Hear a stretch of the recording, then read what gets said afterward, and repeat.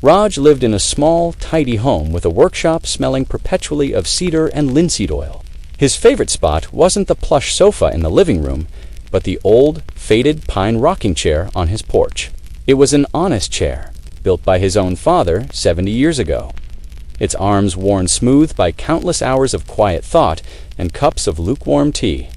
One blustery autumn afternoon, as Raj settled in with his book, the chair gave a sickening crack.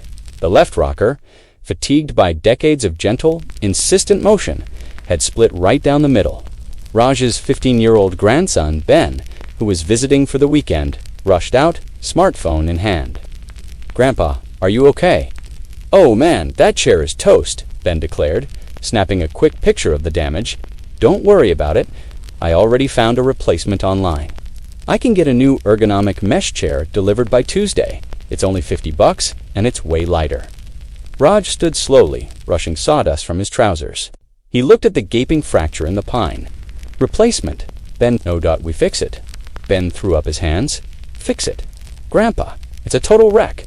You'd spend more time and money fixing a 70-year-old piece of junk than buying a new one. It's illogical."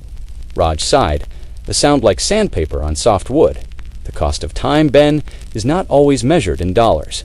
This chair has seen 4 generations of our family grow up. It has held me when I celebrated triumphs and when I mourned losses. You cannot buy that history in a box from a warehouse." He carefully carried the wounded chair into his workshop. The next morning, Ben found his grandfather already at work.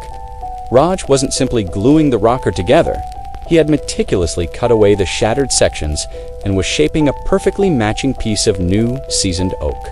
He drilled tiny, precise holes for wooden dowels to reinforce the new joint, ensuring the repair would be stronger than the original stress point.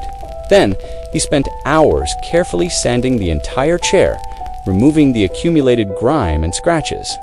As the old finish wore away, a beautiful, unexpected grain of pine, golden yellow, with streaks of russet, began to emerge. "Why go to all this trouble?" Ben asked, watching the patient, repetitive work.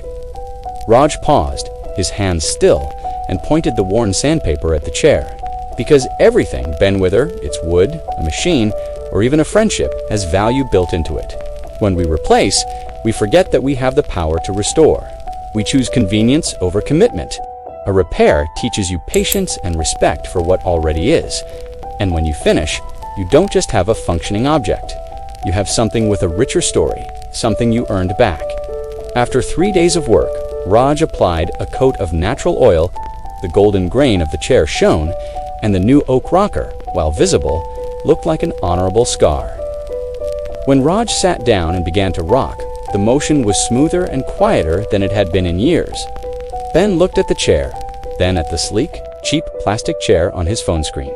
He closed the app. The new chair was merely an object. Raj's chair was a monument to persistence and history. He finally understood that the time and effort invested were not a waste, but an infusion of love that transformed a fragile heirloom into an unbreakable legacy. The new rocker wasn't just a replacement part. It was a promise that the story would continue.